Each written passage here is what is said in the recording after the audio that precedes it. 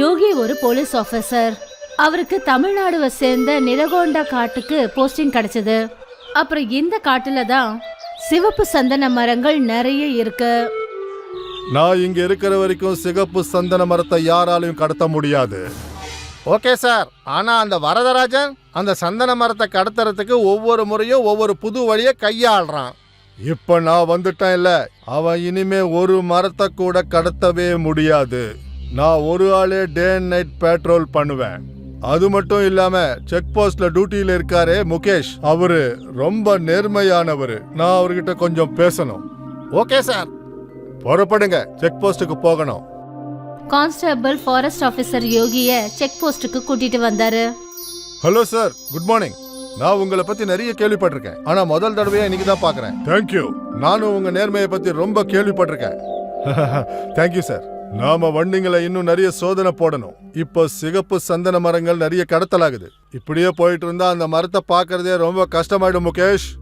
Sir, இதுக்கு எல்லாத்துக்கும் பின்னாடி அந்த வரதராஜன் இருக்கான்னு தெரியும் சார். நீங்க ஏன் அவனை பிடிக்கவே மாட்டேன்றீங்க சார்? அவன் இந்த காட்டுல தான் சார் பிறந்து வளர்ந்தது. அவன் ஒரு மூலையும் தெரிஞ்சு வச்சிருக்கான். நாங்க அவனை பிடிக்க போகும்போதெல்லாம் காட்டுக்குள்ள எங்கேயோ போய் ஒளிஞ்சுக்கிறான் சார்.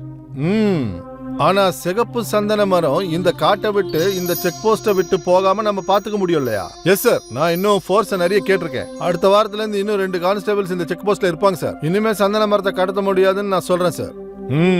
நாம 2 பேரும் சேர்ந்து செஞ்சா அது நடக்கும். அன்னில இருந்து ஃபாரஸ்ட் ஆபீசர் அவரே பகல் நேரங்கள்ல மலைப்பகுதியில பள்ளத்தாக்கு எல்லா இடத்துலயும் பெட்ரோலிங் பண்ணாரு. அதுவும் முக்கியமா ராத்திரி நேரங்கள்ல. இங்க காட்டுக்குள்ள டேரா போட்டு மறைஞ்சிருக்கிற அந்த வரதராஜனுக்கு யோகி வந்திருக்கிற தகவல் கிடைச்சது. அண்ணா, அந்த யோகி ராத்திரி பகல்னு காட்டுல பெட்ரோலிங் பண்றாரு. இப்ப நாம எப்படி அந்த சந்தன மரத்தை கடத்துறது? எல்லா பிரச்சனைக்கும் ஒரு தீர்வு இருக்கும் சின்னவனே. வரதராஜன் சுவாமியோட காதுல ஏதோ ஒன்னு சொன்னான். அப்புறம் ராத்திரி இருட்டுல சுவாமி ஃபாரஸ்ட் ஆபீசரோட ஆபீஸுக்கு வெளியில போனான். அவன் அங்க யாருக்காகவோ காத்துக்கிட்டு இருந்தான். கொஞ்ச நேரத்துல கார்டங்க வந்தாரு. ஏய், அண்ணா உனக்கு ஸ்வீட் கொடுத்து அனுப்பியிருக்காரு.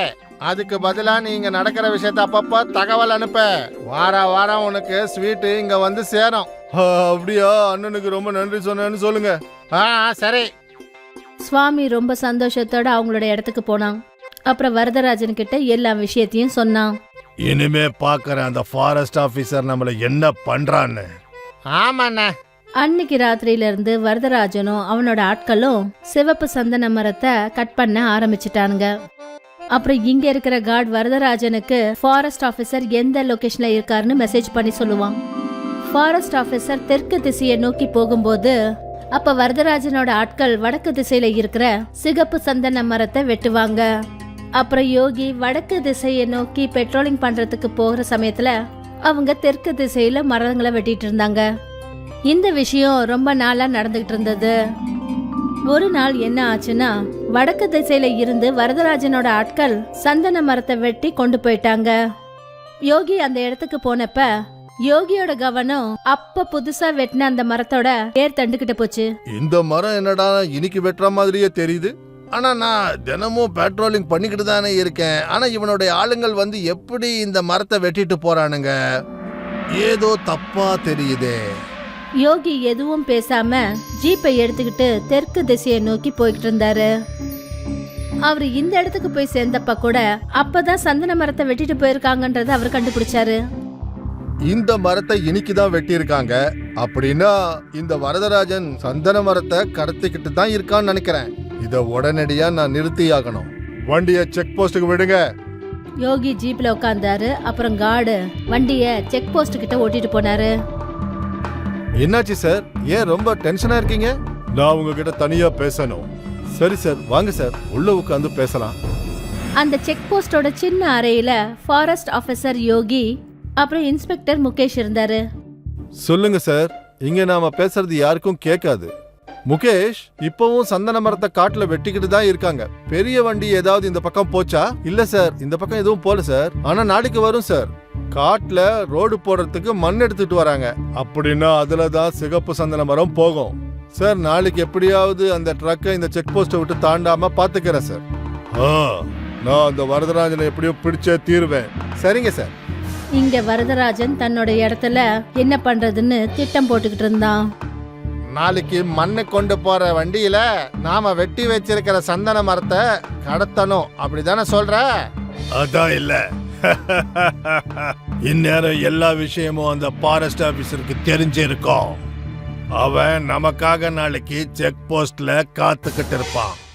அப்படின்னா நாம என்ன பண்றது? எப்படி இந்த சந்தன மரத்தை காட்டுல இருந்து வெளியே கொண்டு போறது? வரதராஜன் தன்னோட திட்டத்தை போட்டுட்டான். மறுநாள் காலையில மணல் கொண்டு போற லாரி காட்டுக்குள்ள வந்தது. இன்ஸ்பெக்டர் முகேஷ் ஃபாரஸ்ட் ஆபீசர் யோகிக்கு இந்த விஷயத்த போன் பண்ணி சொன்னாரு. சார், ட்ரக் வந்துருச்சு, நீங்களும் வாங்க. சரி. அந்த ட்ரக் கன்ஸ்ட்ரக்ஷன் சைட்டுக்கு போச்சு. இங்க ட்ரக் எல்லா மணலையும் அன்லோட் பண்ணுச்சு. அப்புறம் இங்க வரதராஜனும் அவனோட ஆட்களும் அந்த வண்டியில சிகப்பு சந்தன மரத்தோட ஒரு கிளைய லோட் பண்ணாங்க. இங்க ஃபாரஸ்ட் ஆபீசரும் கார்டும் ஜீப்ல வந்தாங்க. ஆனா அவங்க வர வழியில நிறைய மரங்கள் கீழே விழுந்திருந்தது. சார், நாம சுத்தி தான் சார் போகணும். இது எல்லாத்தையும் செஞ்சது அந்த வரதராஜனா தான் இருப்பான். சீக்கிரம் போலாம் சார், அவனை எப்படியாவது பிடிக்கலாம் சார் இன்னைக்கு. அதுக்குள்ள வரதராஜன் அங்கிருந்து போயிட்டான். அந்த இடத்துக்கு ஃபாரஸ்ட் ஆபீசர் யோகி போன உடனே அந்த இடத்தை விட்டு ட்ரக்கும் புறப்பட்டு போயிடுச்சு. செக் போஸ்ட் கிட்ட போ. யோகி இன்ஸ்பெக்டர் முகேஷுக்கு உடனே போனை போட்டாரு. முகேஷ், அவங்க இங்க இருந்து புறப்பட்டுட்டாங்க, நீங்க தான் அவங்கள தடுக்கணும். Okay sir. இன்ஸ்பெக்டர் முகேஷ் அவங்களோட ஆட்களோட சேர்ந்து செக் போஸ்ட்ல நின்னுட்டு இருந்தாரு. அந்த ட்ரக்கும் மெல்ல மெல்ல செக் போஸ்ட நோக்கி வந்துட்டு இருந்தது. செக் போஸ்ட் கிட்ட முகேஷும் அப்புறம் நிறைய போலீஸ்காரங்க கையில துப்பாக்கியோட நின்னுட்டு இருந்தாங்க. டிரைவர் போலீஸ்காரங்களை பார்த்த உடனே அவன் அந்த வண்டியை நிறுத்திட்டான். பின்னாடியே ஃபாரஸ்ட் ஆபீசர் தன்னோட ஜீப்பை கொண்டு வந்து அங்க நிறுத்தினாரு. அந்த ட்ரக்கை நாலாபுரமும் சுத்தி வளைச்சிட்டாங்க. கான்ஸ்டபிள், செக் பண்ணுங்க, ட்ரக்ல என்ன இருக்குன்னு பாருங்க. கான்ஸ்டபிள் அந்த ட்ரக்ல ஏறினாரு. சார், இங்க சிகப்பு சந்தன மரம் இருக்கு, அதுவும் ஒரே ஒரு கலை சார். என்ன? இன்ஸ்பெக்டரும் ட்ரக்ல ஏறி உள்ள செக் பண்ணாரு. அங்க சிகப்பு சந்தன மரத்தோட ஒரே ஒரு கிளை தான் இருந்தது. சார், நீங்க இங்க வாங்கல.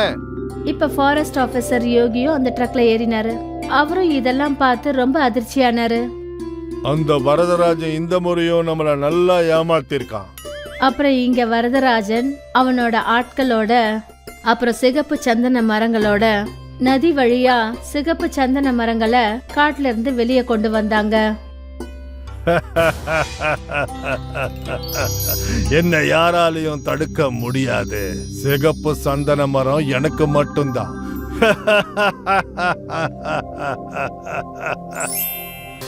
மகேஷ்பூருங்கிற கிராமத்துல பின்ட்டு அப்புறம் முகேஷ் அண்ணன் தம்பிங்க அவங்க அப்பா கூட வாழ்ந்து வந்தாங்க. முகேஷ் பெரியவன், அப்புறம் பின்ட்டு சின்னவன். அப்பா, நீங்க அண்ணனுக்கு சைக்கிள் வாங்கி கொடுத்துருக்கீங்கல்ல, எனக்கு மோட்டார் சைக்கிள் வாங்கி கொடுக்கணும். தம்பி, சைக்கிள்னா கம்மி விலை, மோட்டார் சைக்கிள்னா ரொம்ப ஜாஸ்தி இல்ல. அதெல்லாம் எனக்கு தெரியாது. நீங்க எனக்கு மோட்டார் சைக்கிள் வாங்கி கொடுத்துதான் ஆகணும், இல்லைன்னா நான் சாப்பிட மாட்டேன். பின்ட்டுவோட பிடிவாதத்தால அவங்க அப்பா அவனுக்கு மோட்டார் பைக் வாங்கி கொடுத்தாரு. முகேஷுக்கு படிப்புல அவ்வளவா இன்ட்ரெஸ்ட் கிடையாது. அவனோட அப்பா அவனுக்கு கல்யாணத்தை பண்ணி வச்சாரு. முகேஷ் தன்னோட வயல்ல எப்பவும் வேலை செய்வான். அங்க பின்ட்டு +2 பாஸ் பண்ணான். அப்பா, நான் மேல் படிப்புக்கு பட்டணம் போகலான்னு நினைக்கிறேன். தம்பி, நம்ம ஊர்ல கூட காலேஜ் இருக்குல்ல, பட்டணம் போனா வீடு வாடகைக்கு எடுக்கணும், அதே மாதிரி சாப்பாட்டுக்கு கூட ரொம்ப செலவாகும்பா. அப்பா, எனக்கு அதெல்லாம் தெரியாது. பட்டணத்துக்கு நான் எப்படியாவது போயாகணும். பின்ட்டுவோட அப்பா மறுபடியும் பின்ட்டுவோட பிடிவாதத்துக்காக சரின்னு சொன்னாரு. பின்ட்டு நகரத்துக்கு படிக்க போனான். ஆனா நகரத்தை பார்த்ததும் பின்ட்டுக்கு படிக்கிறதுக்கான மனசு வரல. அவன் அவனோட ஃப்ரெண்ட்ஸுங்களோட சேர்ந்து மோட்டார் பைக்ல சுத்துவான். சினிமா தியேட்டருக்கு போய் படம் பார்ப்பான். ஃப்ரெண்ட்ஸுங்களோட சேர்ந்து பார்ட்டிக்கும் போவான். 2 வருஷம் பின்ட்டு இதே மாதிரி ஜாலியா தன்னோட வாழ்க்கைய வாழ ஆரம்பிச்சான். ஒரு நாள் முகேஷ் கிட்ட இருந்து பின்ட்டுக்கு போன் வந்துச்சு. பின்ட்டு, அப்பாவுக்கு உடம்பு சரியில்லை, நீ வீட்டுக்கு சீக்கிரமா வந்துடு. என்னால வர முடியாது, நான் ரொம்ப பிஸியா இருக்கேன், நீயே எல்லாத்தையும் பாத்துக்கோ. தம்பி முகேஷ், நான் எப்படியாவது பின்ட்டுவை பார்க்கணும்பா. பின்ட்டு வீட்டுக்கு வரவே இல்ல. அவங்க அப்பாவும் பாவம் இறந்து போனாரு. ஒரு நாள் பின்ட்டு கிட்ட இருந்து போன் வந்துச்சு. முகேஷ், நீ ஏன் இவ்வளவு கம்மியா காசு அனுப்பிச்சிட்டு இருக்க? உனக்கு தெரியும்ல பட்டணத்துல ரொம்ப செலவாகும்னு. பிண்டு, என்னால எவ்வளவு முடியுமோ அவ்வளவுதான் அனுப்ப முடியும். இந்த வாட்டி ரொம்ப மழை பெஞ்சிடுச்சு, பயிரெல்லாம் நாசமா போயிடுச்சு, வீட்டுல சாப்பிடுறதுக்கு கூட ஒண்ணுமே இல்ல. பொய்யன் சொல்லிட்டு இருக்கிற நீ? நான் ஒன்னும் பொய் சொல்லல பிண்டு. ஒரு நாள் பின்ட்டு ஒரு பொண்ணை கூட்டிக்கிட்டு தன்னோட ஊருக்கு, அதுவும் அவன் வீட்டுக்கு வந்தான். அட, என்ன பிண்டு இது? இவ்வளவு நாள் கழிச்சு வீட்டுக்கு வந்திருக்க, அதுவும் இல்லாம கல்யாணம் வேற செஞ்சிருக்க, எனக்கு சொல்லவே இல்லையே நீ. ஆமா அண்ணே, நான் கல்யாணம் பண்ணிக்கிட்டேன். முகேஷ் ஒரு பேப்பரை கையில கொடுத்து சொன்னா, அண்ணா, இது எங்க காலேஜுக்கு சம்பந்தப்பட்ட பேப்பரு, இது மேல உன்னுடைய கை நாட்டு போடு. முகேஷ் பின்ட்டு மேல நம்பிக்கைய வச்சு அந்த பேப்பர்ல கை நாட்ட போட்டான். ரொம்ப நல்லதுண்ணே. இங்க நீயும் உன் பொண்டாட்டியும் இந்த வீட்ல இருந்து கிளம்புங்க. இந்த காகிதத்துல இங்கிலீஷ்ல என்ன எழுதிருக்கு தெரியுமா? நீங்க, உங்க வீடு, உங்க நிலம், இது எல்லாத்தையும் உங்க தம்பி பின்ட்டுவுக்கு நீங்க எழுதிருக்கீங்க. என்ன பேசிக்கிட்டு இருக்கிற பின்ட்டு? இனி என் டைம் எல்லாம் நீங்க வேஸ்ட் பண்ணாதீங்க. உன் பொண்டாட்டியை கூட்டிட்டு வெளில போயிடு. வாருப்பா. பாவம் முகேஷும் தன்னோட மனைவி ரூபாவும் ரோட்ல ஒரு டென்ட்டை போட்டு வாழ்ந்தாங்க. இனிமே நம்ம குடும்பத்தை எப்படி நடத்துறது? நீ ஒன்னும் கவலைப்படாத ரூபா. நான் காட்டுக்கு போய் மரத்தை வெட்டி கொண்டு வரேன், அத மார்க்கெட்ல வித்து காசு கொண்டு வரேன். மறுநாள் முகேஷ் மரம் வெட்டுறதுக்காக காட்டுக்கு போனான். அவனும் மரங்களை மதியம் வரைக்கும் வெட்டினான். அதுக்கப்புறம் அவனுக்கு தாகம் எடுத்துச்சு. ரொம்ப சூடா இருக்கே, தொண்டை வத்தி போயிட்டே இருக்கு. முகேஷ்க்கு குடிக்க தண்ணி கிடைக்காம காட்டுல இங்கேயும் அங்கேயும் அலைஞ்சுக்கிட்டு இருந்தான். அங்க ஒரு கிணறு இருந்துச்சு. முகேஷ் அந்த கிணத்தை எட்டி பார்த்தான். அந்த கிணத்துக்குள்ள தண்ணி கிடையாது. ஆனா அந்த கிணத்துல இருந்து ஒரு நல்ல வாசனை வந்துச்சு. முகேஷ் அந்த கிணத்துக்குள்ள குதிச்சான். கிணத்துக்குள்ள ஒரு சந்தன மரம் இருந்துச்சு. நான் கேட்டது என்னன்னா, இந்த சந்தன கட்டை ரொம்ப விலை உயர்ந்ததுன்னு. அந்த சந்தன மரத்துல இருந்து முகேஷ் கொஞ்சம் மரங்களை வெட்டி விக்கிறதுக்காக மார்க்கெட்டுக்கு எடுத்துட்டு போனான். அந்த சந்தன மரத்தை 50,000 ரூபாய்க்கு வித்தான். ரொம்ப சந்தோஷத்தோட முகேஷ் வீட்டுக்கு வந்தான். இப்ப தினமும் அந்த சந்தன மரத்துல இருந்து முகேஷ் கொஞ்சம் கொஞ்சமா விறகு வெட்ட ஆரம்பிச்சான். ரொம்ப சீக்கிரத்துல முகேஷ் ஒரு பெரிய வீடு, நிலபுலன்கள், அப்புறம் டிராக்டர் வாங்கினான். அங்க பின்ட்டுக்கு விவசாயம் சரியா பண்ண தெரியல. அதனால அவனுடைய நிலத்தை எல்லாத்தையும் வித்துட்டான்.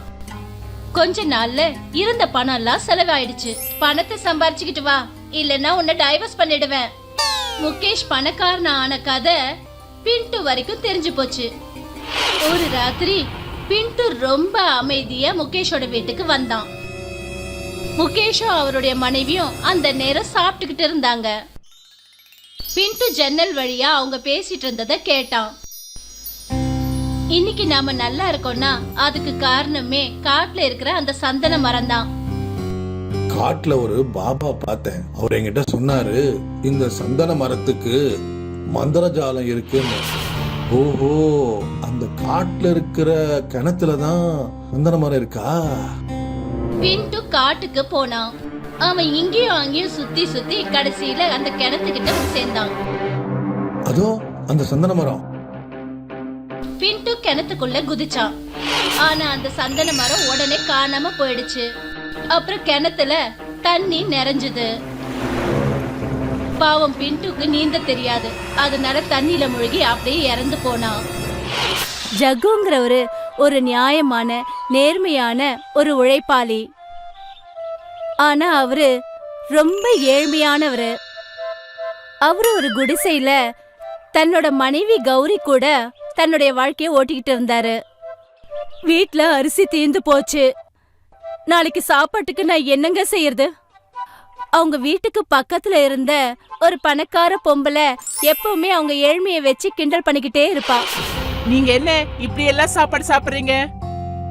எங்க வீட்ல இருக்கிற மாடு கூட இத சாப்பிடாது. அவங்க இப்படி பேசிட்டு போறத நினைச்சு இவங்க 2 பேரும் ரொம்ப வருத்தப்பட்டாங்க. நான் காட்டுக்கு போய் கட்டைகளை கொண்டு வரேன், நீ மார்க்கெட்டுக்கு அதை கொண்டு போய் வித்து காசு கொண்டு வந்தீன்னா மளிகை சாமான வாங்கிக்கலாம்.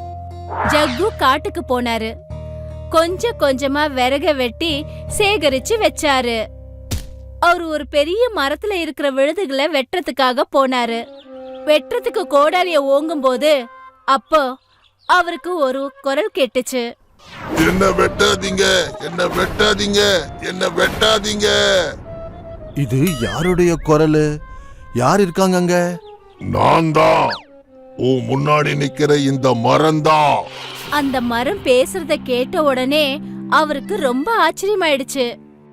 ஜக்கு அந்த மரத்துக்கிட்ட என்ன சொன்னாருன்னா, ஒருவேளை நான் உன்னை வெட்டாம போனா சந்தைக்கு போய் நான் எதை விக்க முடியும்? அவர் கையில அரிசி வாங்குறதுக்கு கூட காசு இல்ல அப்படின்னு சொன்னாரு. நான் ஒரு மாயா மரம். நான் உன்னுடைய தேவைகள் எல்லாத்தையும் தீர்த்து வைப்பேன். நீ உனக்கு என்ன வேணும்னு கேட்டா அதை நான் கொடுப்பேன். மரம் அப்படி சொன்னதும் கொஞ்ச நேரத்துக்குள்ள அந்த இடத்துல நிறைய அரிசி, பருப்பு, மாவு இதெல்லாம் வந்துடுச்சு. அத பார்த்ததும் ஜக்குவுக்கு ரொம்ப சந்தோஷம். ரொம்ப நன்றி மாயா மரமே, நீ எனக்கு தேவையானது எல்லாத்தையும் கொடுத்துட்ட. ஒரு மாசத்துக்கு தேவையான மளிகை சாமான பார்த்து கௌரிக்கு ரொம்ப சந்தோஷமாயிடுச்சு. இனிமே நாம பட்னியா இருக்க வேண்டிய அவசியமே இல்ல. அந்த சமயம் பக்கத்து வீட்டுக்காரி வந்தா. அங்க இருக்கிற பொருட்களை பார்த்துட்டு, இவ்வளவு சாமான்களா? அதுவும் இந்த ஏழைங்க கிட்ட? பக்கத்து வீட்டுக்காரி அந்த கௌரி கிட்ட தன்னோட பையனுக்கு பிறந்த நாள்னு சொல்லி அவங்கள கூப்பிட்டா. சாயங்காலம் நடக்க போற பார்ட்டில ஏதாவது கிழிஞ்சு போன புடவையெல்லாம் கட்டிக்கிட்டு வந்துடாத. ஆனா கௌரி கிட்ட பாவம் நல்லதா ஒரு புடவை கூட இல்ல. அதனால அவ ரொம்ப சோகமாகி அழ ஆரம்பிச்சிட்டா.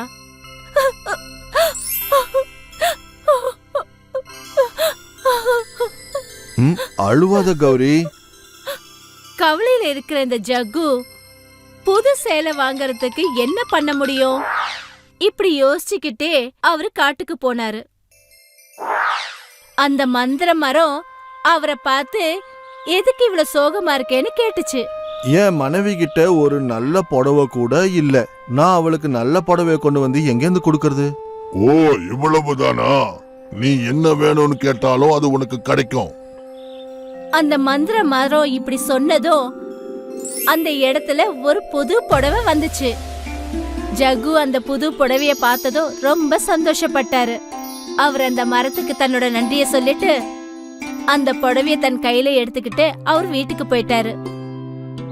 புது புடவைய பார்த்ததும் கௌரிக்கு ரொம்ப சந்தோஷம். அந்த புது புடவைய கட்டிக்கிட்டு அவ ஜக்கு கூட சேர்ந்து பக்கத்து வீட்டுல நடக்கிற பார்ட்டிக்கும் போனா.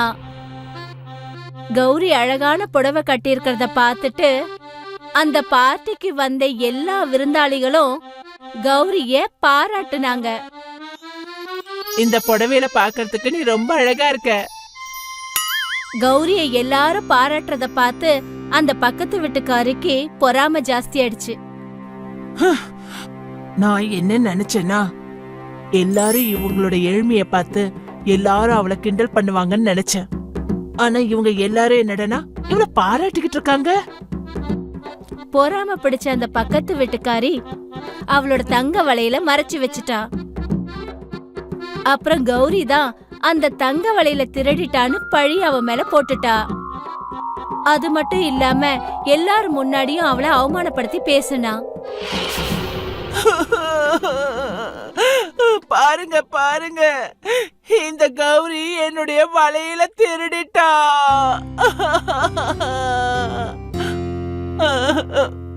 கௌரிக்கு ஏற்பட்ட அவமானத்தை நினைச்சு ஜக்கு ரொம்ப வருத்தப்பட்டாரு. அவ்வளவு விலை உயர்ந்த வளையல நம்மளால எப்படி திருப்பி கொடுக்க முடியும்? வருத்தத்தோட காட்டுக்கு போய் ஜக்கு அந்த மந்திர மரத்துக்கிட்ட நடந்த எல்லா விஷயத்தையும் சொன்னாரு. அழுதுட்டு சொன்னாரு, அவ்வளோ விலை உயர்ந்த வலையில நான் எங்க இருந்து கொண்டு வந்து கொடுப்பேன்? அந்த மரம் சிரிச்சது. அப்புறம் சொல்லுச்சு, அட இதுதான் விஷயமா? உனக்கு என்ன தேவையோ நிச்சயம் அது கிடைக்கும். அப்புறம் அந்த இடத்துல 2 அழகான தங்க வளையல் வந்துச்சு. அத பார்த்துட்டு ஜக்கு சந்தோஷத்துல அப்படியே குதிக்க ஆரம்பிச்சிட்டாரு. மறுபடியும் அந்த மரத்துக்கிட்ட ஜக்கு என்ன பண்ணாருன்னா உதவி செஞ்சதுக்காக தன்னோட நன்றிய சொன்னாரு. அந்த வளையல எடுத்துக்கிட்டு அவர் அங்கிருந்து கிளம்பிட்டாரு. ஜகுவும் கௌரியும் பக்கத்து வீட்டுக்காரிக்கிட்ட அந்த வளையல கொடுத்தாங்க. எங்களால தப்பு நடந்து போச்சு, இதோ உங்களுடைய வளையல். அந்த வளையல பார்த்துட்டு பக்கத்து வீட்டுக்காரி பயங்கரமா அதிர்ச்சி ஆயிட்டா. நான் என்னுடைய வலையில எப்பவும் ஒளிச்சு வச்சுட்டேனே, அப்புறம் எப்படி இந்த ஏழைங்க கிட்ட இந்த வளையல் கிடைச்சிருக்கோம்? ஏதோ ரகசியம் இருக்கு, அத நாம எப்படியாவது தெரிஞ்சுக்கணும். கௌரி ஜகு கிட்ட கேட்டா, தங்க வளையல்களை நீங்க எங்க இருந்து எப்படி வாங்கிட்டு வந்தீங்கன்னு கேட்டா. காட்டுல ஒரு மாயா மரம் இருக்கு, அதுதான் எனக்கு இந்த வளையல கொடுத்தது. அந்த புடவை, அந்த மளிகை சாமான கூட மரம் தான் கொடுத்தது. ஜக்கு சொன்னது எல்லாத்தையும் அந்த பக்கத்து வீட்டுக்காரி கேட்டுட்டா. அப்படியா? இதுதான் ரகசியமா? அப்படின்னா நானும் அந்த மந்திர மரத்துக்கிட்ட தங்கம், வெள்ளி, வைரம், வைடூரியம் எல்லாத்தையும் கேட்டு அதுகிட்ட இருந்து வாங்கி ரொம்ப பெரிய பணக்காரியா ஆயிடுவேன். மறுநாள் அந்த ஜகுவை பின்தொடர்ந்து அந்த பக்கத்து வீட்டுக்காரி போனா. அந்த மரம் கிட்ட வரைக்கும் போயிட்டா. அந்த இடத்துல ஜக்கு அந்த மரத்துக்கிட்ட பேசுறது எல்லாத்தையுமே அவ தூரமா நின்னு கவனிச்சா. ஜக்கு அந்த இடத்த விட்டு போனதுக்கு அப்புறம் அந்த பக்கத்து வீட்டுக்காரி அந்த மரத்துக்கிட்ட போனா.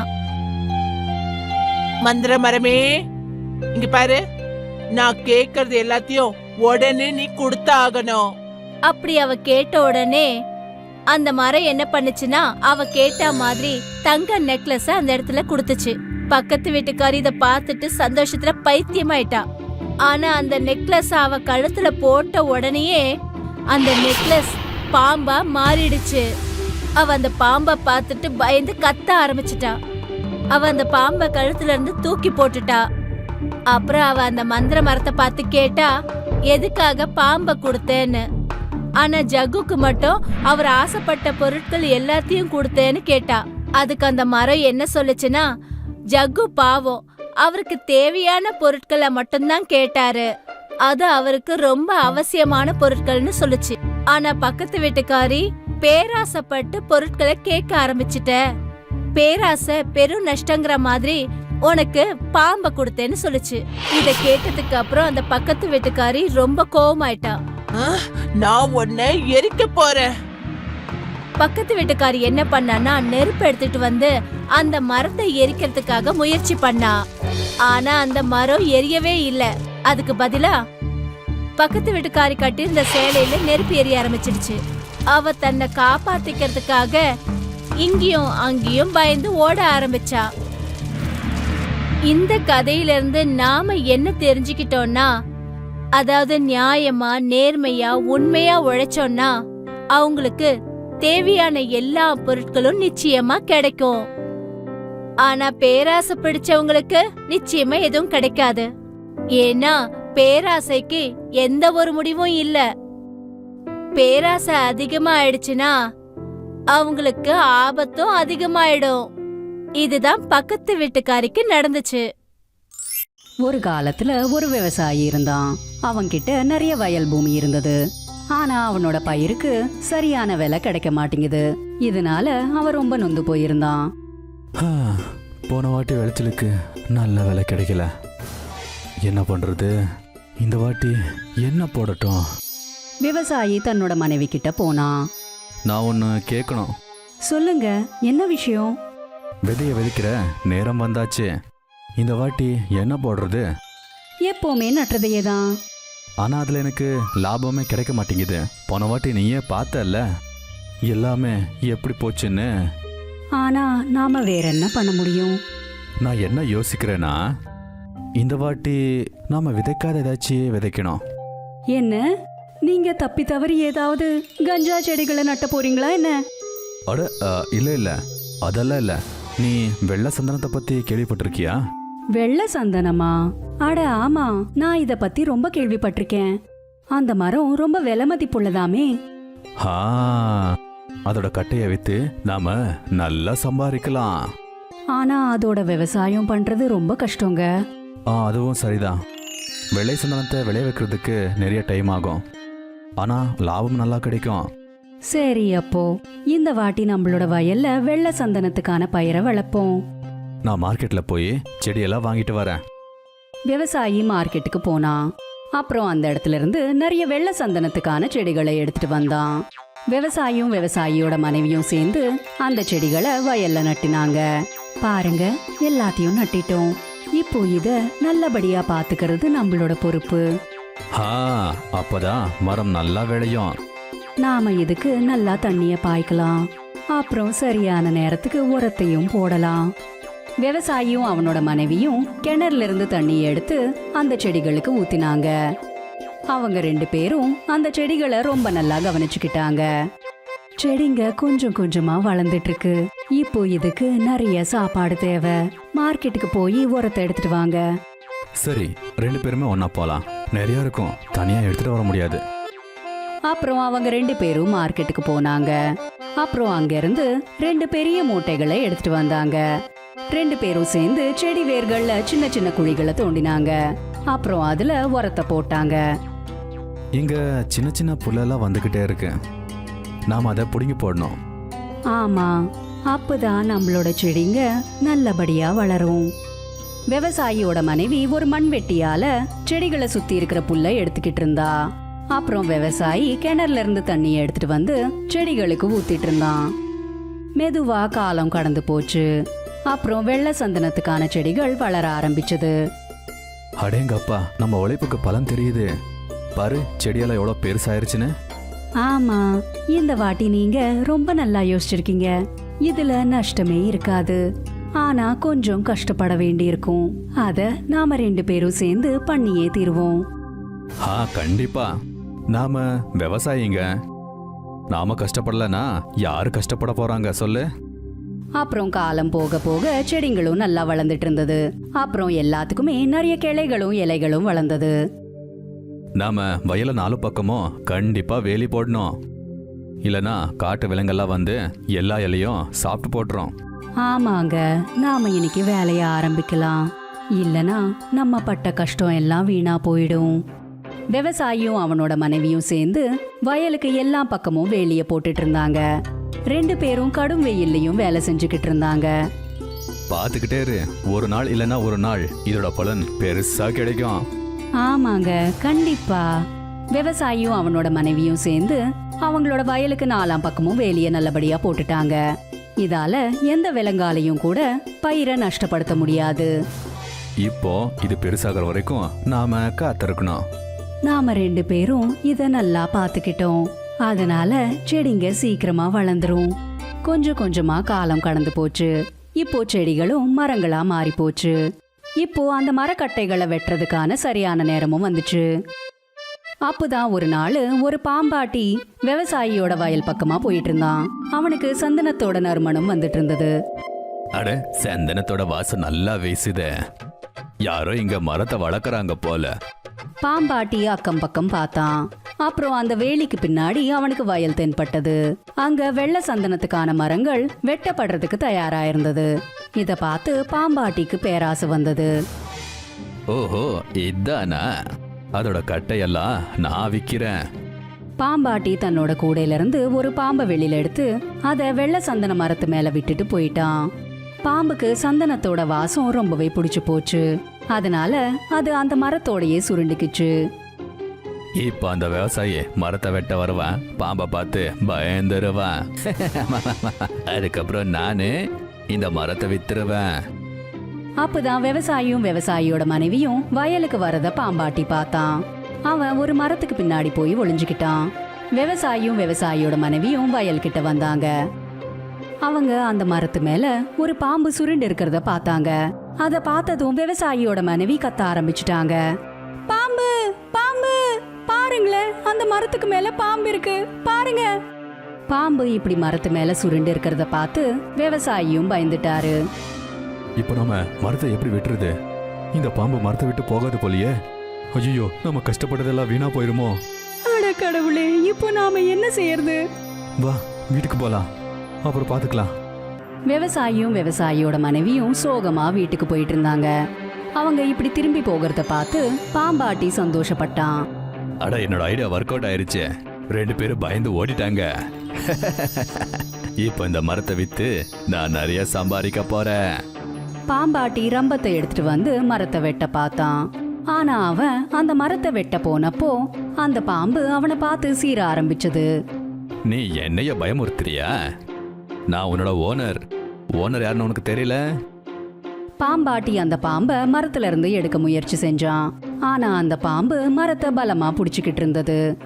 பாம்பாட்டி ரொம்பவே முயற்சி செஞ்சான். ஆனா அந்த பாம்பை அங்கிருந்து எடுக்க முடியல. ரொம்ப நேரம் முயற்சி செஞ்சதுக்கு அப்புறம் பாம்பாட்டிக்கு கோபம் வந்தது. அப்புறம் அவன் கிட்ட இருக்கிற ரம்பத்தை வச்சு அந்த பாம்பை கொல்ல பார்த்தான். இதனால பாம்பு அந்த பாம்பாட்டிய கொத்திடுச்சு. அப்புறம் அவன் அங்கேயே இறந்து போயிட்டான். பாம்பாட்டி இறந்ததுமே அந்த பாம்பு ஒரு புத்துக்குள்ள போயிடுச்சு. அடுத்த நாள் விவசாயியும் விவசாயியோட மனைவியும் வயலுக்கு வந்தப்போ அங்க பாம்பு இல்லாதத அவங்க பார்த்தாங்க. அவங்க 2 பேரும் ரொம்ப சந்தோஷப்பட்டாங்க. கடவுள் நம்மளோட பிரார்த்தனைய கேட்டுட்டாரு. அந்த பாம்பு எங்கேயோ போயிடுச்சு. இப்போ நம்ம மரத்தை வெட்டி விக்கலாம். விவசாயியும் விவசாயியோட மனைவியும் சந்தோஷமா மரங்களை வெட்டி அந்த சந்தன கட்டைகளை மார்க்கெட்ல விற்கிறதுக்கு போனாங்க. பாடம்: பேராசை பெருநஷ்டம். பேராசைக்கான விளைவுகள் எப்பவுமே மோசமாதான் இருக்கும். அதனால நாம எப்பவுமே பேராசைப்படக்கூடாது. அப்புறம் அடுத்தவங்களோட பொருட்கள் மேல தப்பான கண்ணோட்டத்தோட பார்க்க கூடாது.